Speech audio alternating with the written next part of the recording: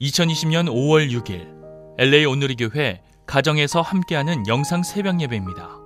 오늘은 신명기 14장 1절에서 21절까지의 말씀을 본문으로 삶에도 경계선이 있습니다 라는 제목으로 말씀 전해주시겠습니다.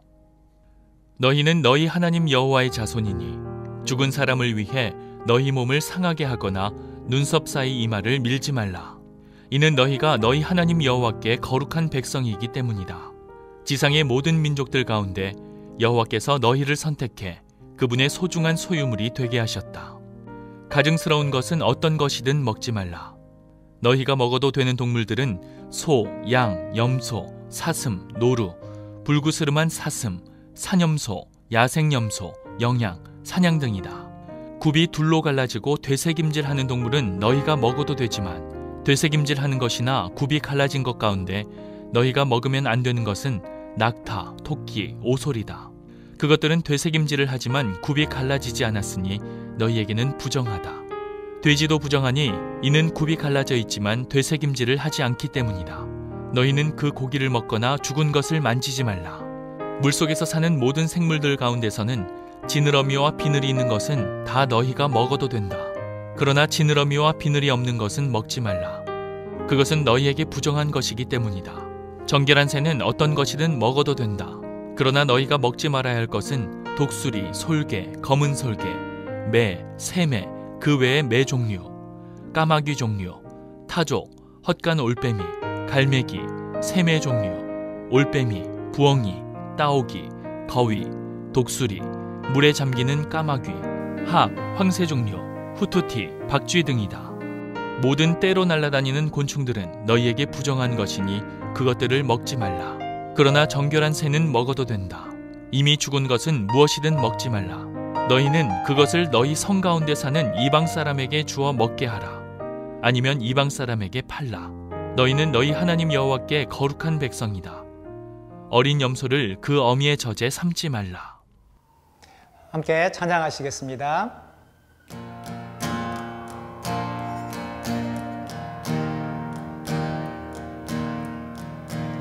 주님의 뜻을 이루소서. 고요한 중에 기다리니 진흙과 같은 날 빚으사 주님의 형상 만드소서. 주님의 뜻을 이루소서. 주님 발 앞에 엎드리니 나의 맘속을 살피시사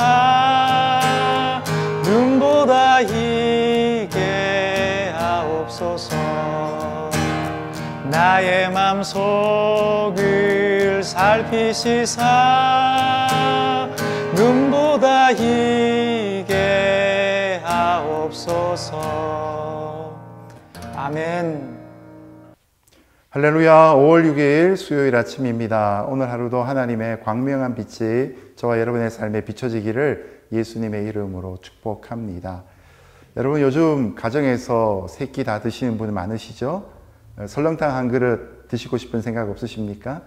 우리가 좋아하는 설렁탕은 한국 음식 중에서 대표적인 것입니다. 그런데 설렁탕의 유래를 알게 되면 좀 먹기가 꺼려지기도 합니다. 원래 설렁탕은 조선시대에 임금이 직접 농사가 잘 되기를 바라는 제사를 지냈던 선농단에서 출발합니다. 행사를 한 후에 소 한 마리를 통째로 삶아서 제사에 참석한 모든 사람들이 함께 먹던 국밥을 선농탕이라고 부른 데서 유래되었다고 합니다. 처음에는 선농탕이라고 불렀으나 자음동화 현상이 일어나면서 그 후에 설렁탕이 된 것이죠. 때로는 국물을 그냥 설렁설렁 끓였다 그래서 설렁탕이라는 말도 된다는 에피소드도 있습니다.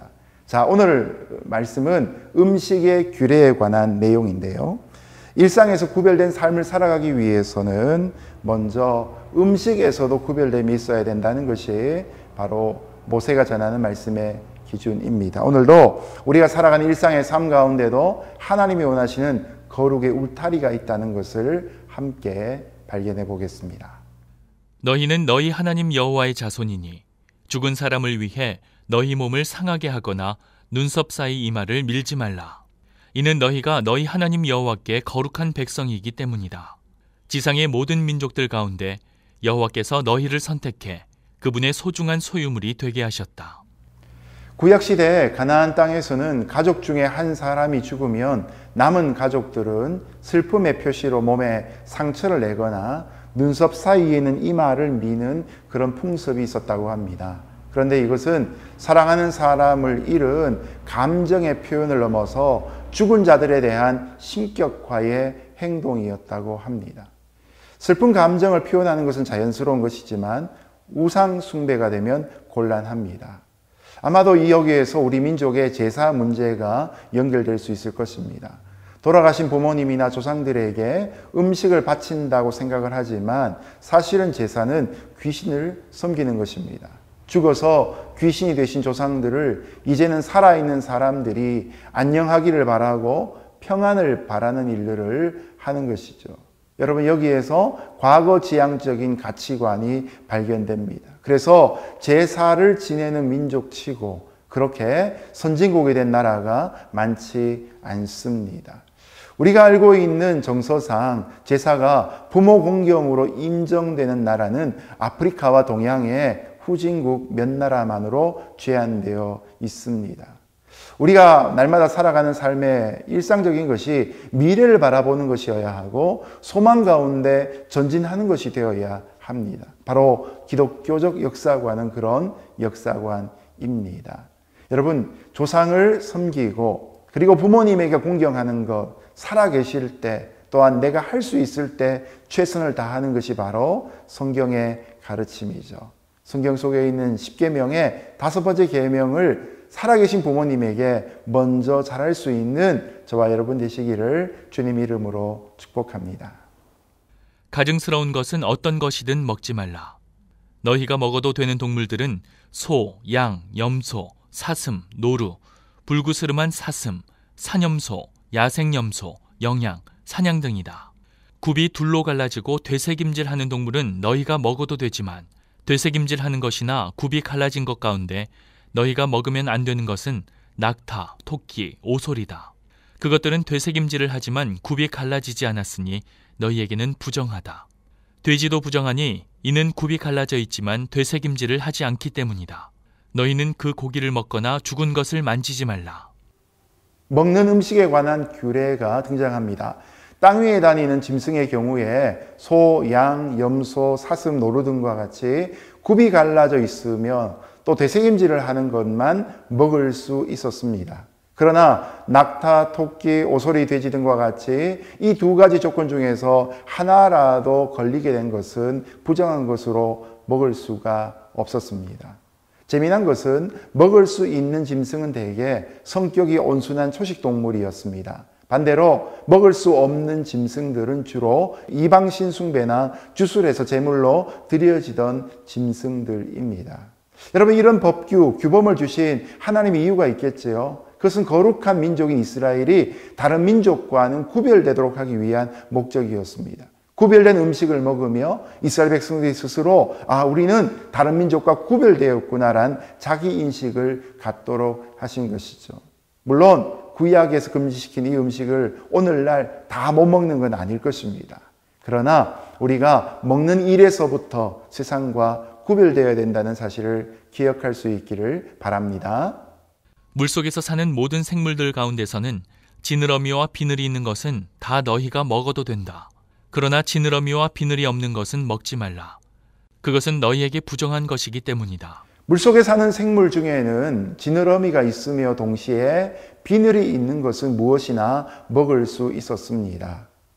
그 중에 한 가지라도 결여된 것은 부정한 것이기 때문에 먹을 수 없었습니다. 제가 좋아하는 조개류와 연체동물, 가재와 새우 같은 갑각류들, 미꾸라지와 뱀장어 등과 같은 비늘이 없는 그런 어류들은 먹을 수 없었습니다. 아마도 제가 구약에 태어났으면 곤란한 일들이 많았을 것 같습니다. 정결한 새는 어떤 것이든 먹어도 된다. 그러나 너희가 먹지 말아야 할 것은 독수리, 솔개, 검은 솔개, 매, 새매, 그 외의 매 종류, 까마귀 종류, 타조, 헛간 올빼미, 갈매기, 새매 종류, 올빼미, 부엉이, 따오기, 거위, 독수리, 물에 잠기는 까마귀, 학, 황새 종류, 후투티, 박쥐 등이다. 먹지 못하는 부정적인 새의 목록이 등장합니다. 하나님이 정결하다고 선언하신 새는 먹어도 됩니다. 하지만 새들 중에서 맹금류라고 해서 죽은 시체를 먹는 새들은 먹어서는 안 되었습니다. 이런 맹금류들은 성격이 사납거나 더러운 곳에 사는 특징이 있었던 것입니다. 또 거친 들판에서 홀로 외롭게 살거나 더러운 장소에 둥지를 트는 경우들이 많았습니다. 곤충들 중에는 날개가 있어 날면서 네 발로 기어다니는 것들은 먹을 수 없었습니다. 이런 곤충들은 기어다니는 모습이 마치 뱀과 유사하기 때문에 부정한 것으로 간주되었던 것 같습니다. 자, 이렇게 먹을 수 있는 것과 먹을 수 없는 것으로 구분하신 데에는 크게 세 가지의 이유가 있습니다. 첫 번째는 위생적인 이유 때문입니다. 성경의 배경이 되는 중동의 날씨와 기후 때문에 위생상 어려움을 줄 수 있는 음식은 못 먹게 하셨습니다. 여러분, 코로나 사태의 출발이 어디인지도 여러분 아시겠죠? 단순히 무언가를 먹고 못 먹고의 기준보다 환경 또한 하나님에게 중요했던 것이죠. 자, 두 번째는 음식의 재료가 이방 종교의 우상 숭배나 주술행위와 관계되어 있는 경우는 금지하셨습니다.